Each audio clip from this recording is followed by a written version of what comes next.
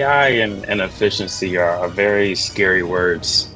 Folks naturally are attributing AI and efficiency to lost jobs.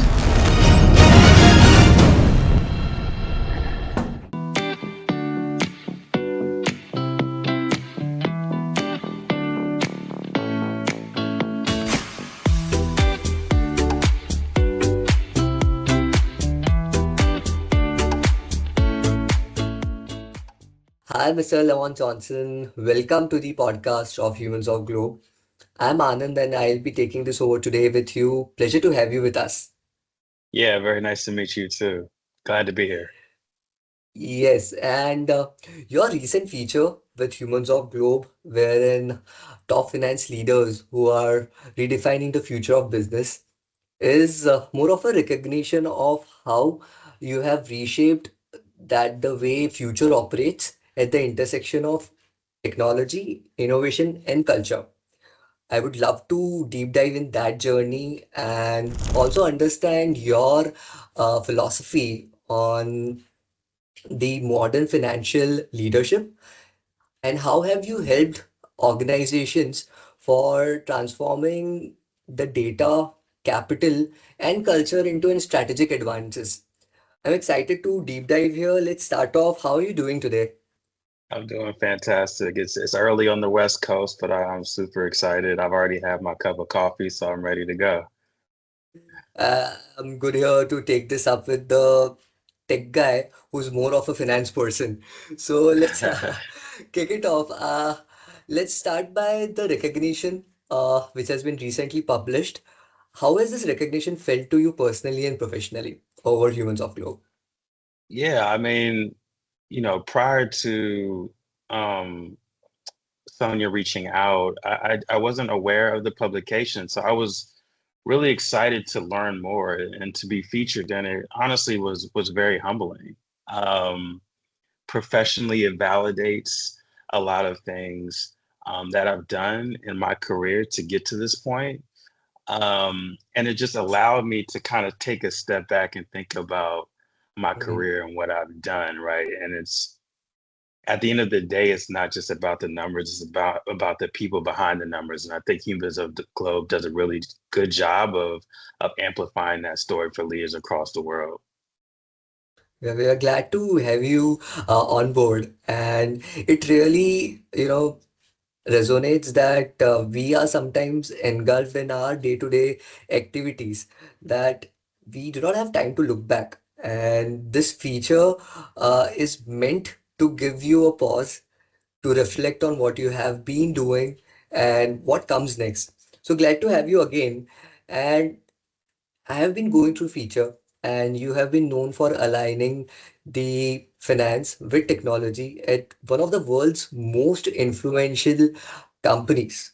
So, one question, how does this sounds in one line at one of the world's most influential companies heading that part? How does it sound? How does it looks to a person not being there?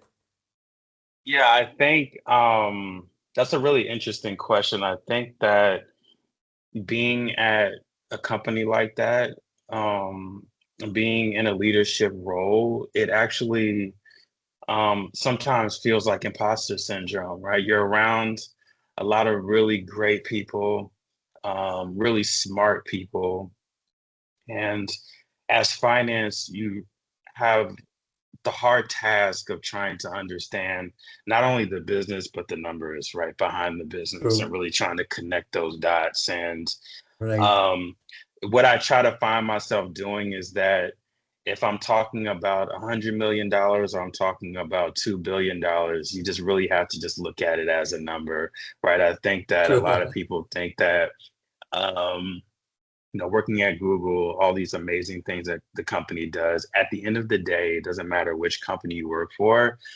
The numbers are the numbers, right? And the numbers don't change, percentages don't change, and trends don't change. And so I try to think of it solely from a numbers perspective and not get caught up in the amount of dollars that are at stake, which sometimes is True. easier said than done.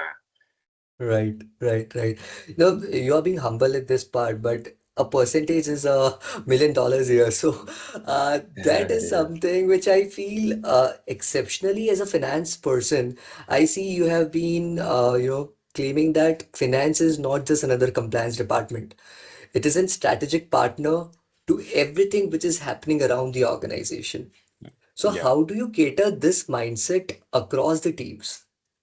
Yeah, that's a really, really great question. And I think that this is just how I approach leadership in my position. Um, we in finance are not just analytics, right? We don't just analyze data. And I think that it's really important in my role to really understand not only the businesses that I support, but the people who run those businesses as well. True. So it becomes less about the numbers a lot of times, especially at certain levels, um, and more about your relationships with people, right? Right. Understanding what other people's goals are, understanding what their metrics are, their KPIs, their OKRs, as you may call it, and try to relate to those and make sure that finance is not necessarily someone who is trying to stop the ball from moving forward, um, but a gatekeeper to help the ball going without any type of barriers. And so Oh, it's really about people building and relationship building. It's right. about the guy who has the reporting.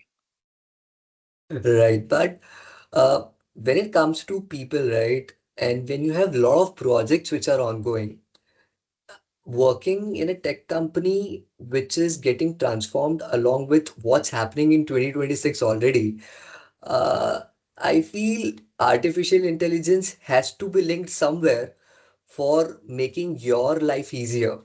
So, how are you using AI to bring in those past numbers and roll it out in future along with the people management? Yeah, I think we leverage AI and some of the applications within AI to increase rapidness, right? Mm-hmm. To be fast. True, Um, you know, AI is in a cycle of learning right now. It is not something that we can holistically lean on.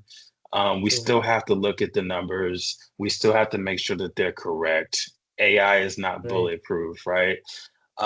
But it right. allows us to pivot. It allows um, for it to learn more about our business and leverage that in a very quick way. So it Mm-hmm. basically AI allows for the company to um, get to the numbers quickly, and start talking strategy. So elevating out of the weeds is what AI does. And so not only do we use AI within finance, um, but a lot of the businesses that I support are trying to leverage AI in a lot of different True, ways and efficiencies, right? So not only true. am I using it in my day-to-day job, but also trying to help businesses amplify that through spend in AI to help their businesses move quicker and faster and Move smarter. quicker. Right, right. Pivoting faster is what comes in when we relate it to finance. And AI as such has been doing its job by the way we are commanding it, and sometimes it gives out the results which surprises us. So yes, numbers are yet to be Mhm. checked. And from finance perspective, we are sometimes conservative. I come from a finance field, Okay. and talking to you makes me think, okay, that okay, even if these numbers have come in, I would 100% gonna recheck it if it is actually Yes. making sense. We are That conservative that from that side. yes, that is very smart of you because AI is not 100% correct, right? It's trying, True, true. and the It's things that fine. it does is very amazing, right? Amazing. True, But true.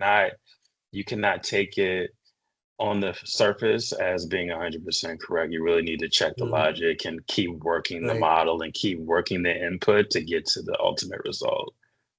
right, right. Great. And somewhere down the line, it's also about, the productivity that team kicks in. Yeah. And I see that you have been a major hold at productivity and efficiency transformations. So, while doing this, what were your biggest cultural challenges which have come in while making this automation work and having decisions being made by data instead of people. Were the challenges which have come in?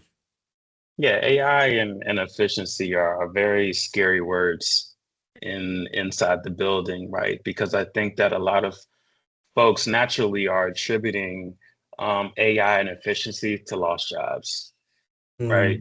And Right. while there is a certain aspect to that, let's just be realistic. There's certain things that AI is going to just automate. But I think us as humans, we just need to adapt. There have been a lot of other technologies that throughout the history that people thought were going to replace humans in doing, and it just doesn't happen, right? We just need to pivot how we think about AI and how it's going to help us and not necessarily be something that's taking it away from us. So I think that um, just having that in the back of my mind, understanding that, okay, if AI or we're being more efficient in one area, what are the other areas that we can lean into, right? And does that necessarily mean that we need to up level our skill sets, look at how we do things, and be more strategic? I think that autom artificial intelligence allows finance to just not be finance and allows us to be a hybrid of finance and strategy, which I think Hmm. ultimately is how most individuals rise up in the organization. You need to be able to connect the dots from a narrative perspective. And let's not True. think about I personally look at AI, it's like, wow, I can just do my job faster from a reporting standpoint, and now I can just talk about why this is important, right? And Hmm. it gets me to that quicker. It allows me to get to the room that I want to and speak to the people that I want to faster. But it Correct. is definitely a buzzword and is not necessarily a positive word when we talk about efficiency and automation. Right, right. And here we are talking about, AI with people, with departments, in strategy, aligned with finance, lot of things that is being done at your role as a leadership. So, an off-bit question, just to understand, how is your day looking at the work? Like, how do you start off? What are the things that you start as in focus, strategy, and the day moves ahead? Just off the bit about your schedule. Yeah, look, there's a lot of people that I talk to recurring. So Mm-hmm. there's individuals and leaders across the board. I'm checking in with my business partners um, every day. There's always something that's a priority for the day, and every day isn't the same. And so what I try to do is just check in with my people, make sure that Mm-hmm. they're okay. What challenges are they doing? Because I look at my role as being someone who is able to clear the road of roadblocks, right? So we need to Uh, elevate conversations, talk to certain people to make sure that, there are goals that we all are aligning on, and we basically have a good understanding of where we need to go for the week, the day, the quarter, right? And mm-hmm. so it's really just checking in with my people, my business partners, and there's just things that I just have to do every single day. My email Every single day. inbox is always going to be full. To Right, prioritize that, right. you have to prioritize your meeting schedule. But it's fun. It's fun trying to figure out what is the next challenge. And typically, I start each day trying to figure out what is the challenge that I'm going to True. overcome this day. I hear a lot of people building coming in wherein it's more than numbers, it's checking over the people. And when you say your calendar is full, I can imagine instead of that white background of the calendar, it's more of the blue, orange, and greens all around it. So, Yeah. as a finance leader, yes, I see it's more of a culture that you are building in, rather than just reporting the numbers or just analyzing it. So, what are these three things that you would put forward, wherein you would say, okay, a finance leader is also a culture builder. So what are these three things which encompasses this role and brings up forward very powerful financial teams? Yeah. Um, Hiring smart people, right? That's one. You need to be able to get folks in the door that can do the job. Um, building culture means leaning into development as well, right? You not only hire smart people, but you also help them get to their goals, right? You Right. you make sure that there's room and check-ins to be able to understand where people want to go, not just next month, but for the next year, 2 years, 5 years, right? And have those True. conversations very Right. consistently. Um, and then just a culture of autonomy, right? Mm-hmm. Um, you hire, you develop, and you allow people to grow into their roles and do so Right. in a way that feels like they have ownership, right? We all want to make sure that what we're doing today, day to day matters. And me coming in and trying to micromanage and understand everything at a certain level, in my opinion, doesn't create a culture that allows for people to grow into things, right? I know back in my Mm-hmm. career when I was able to actually spread my wings, so to speak, and take strategies, take work streams, and take ownership from beginning to end. And I really do lean into obviously understanding what's going on, but at the same time allowing ownership within the team. I think that's a part of my leadership style that allows all of us to kind of grow together, right? Me in an advisory role and just allowing folks to really do their thing, you know? So True. I really love building a culture where people feel like um, they are driving change and not just doing Right. tasks. That is really important to Correct. me. Correct. That people are actually at forefront instead of just acting on their roles, which really Yes. makes sense. I just really love what you're saying here. When we talk about people, that's one part of building the team. Nowadays, team is also the kind of advancements that happening in technology, AI, cloud computing, data centers, lot of data which is flowing in, and a lot of technology that can be invested upon. So at this intersection of having a finance role, having a finance team, having a lot of departments with you binded up, and then also deciding on where to invest with the Hmm. best of the ROI. How do you decide on that investment part for the technology side? Yeah, it's just a really intense conversation at the leadership level, right? ROI is a word that does not mean the same thing to everybody, right? True. I could think of ROI as far as profit. Someone else could think of ROI as far as efficiency. Um, ROI could be market share, right? True. There's a lot of different ways to look at ROI. And so I think when with all these different technologies and things that, you know, companies invest in, you really have to understand and just have a really clear alignment on what ROI means the most at that point in time. You know, Correct. sometimes you're with a company that really needs to squeeze dollars, right? So ROI is strictly profit. Like if this is not making us money, we have to be able We to have to.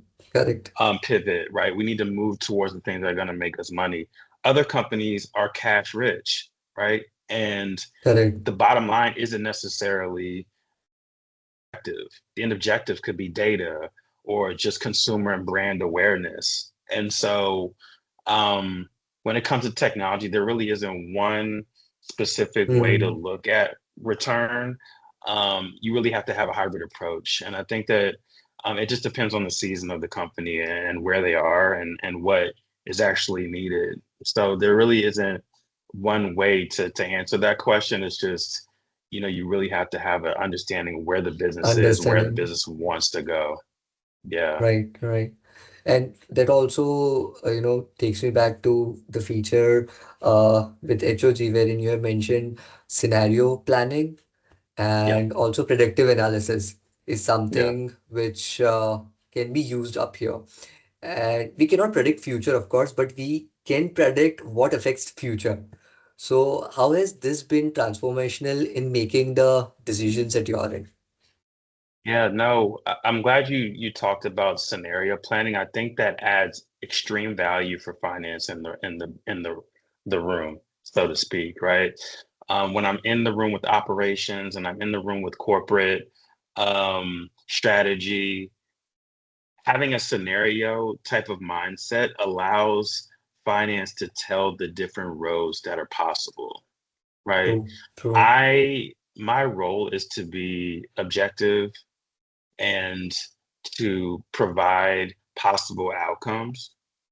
And from a finance perspective, a lot of times we tend to think about the best outcome naturally, just Mm-hmm. as humans. We want the best outcome. However, um, that's not always going to be the case, right? Things can go wrong. There's things that can happen that will pivot the end result. And I think that for me to think about that on the front end allows me to avoid the headache on the back end if something does go wrong, right? If I Mm-hmm. present, different scenarios, then at least everyone was aware up front of what could possibly happen.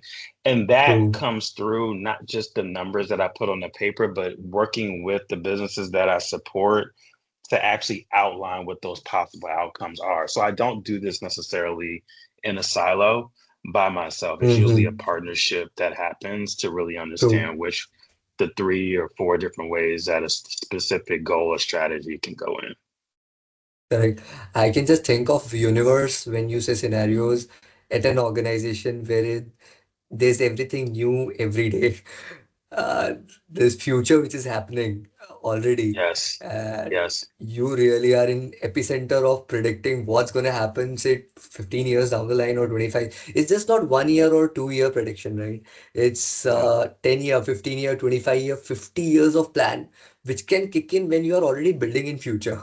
So I can just think of 100%. Yeah. I mean, you just got to think about all the spin that's happening with AI right now, um, for results that aren't going to happen for another decade, right?